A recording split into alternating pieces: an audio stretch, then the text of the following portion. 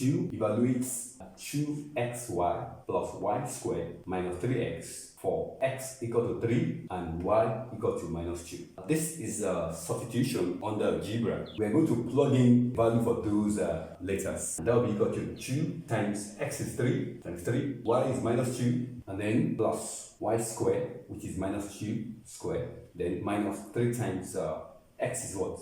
3. So this will be 2 times 3, that's 6, times minus 2, that's minus 12, plus minus 2 squared, that's 4, and then this will be minus what? Minus 9. So minus 12 minus 9, that's a minus 21, plus what? Plus 4, minus 17. That's the answer.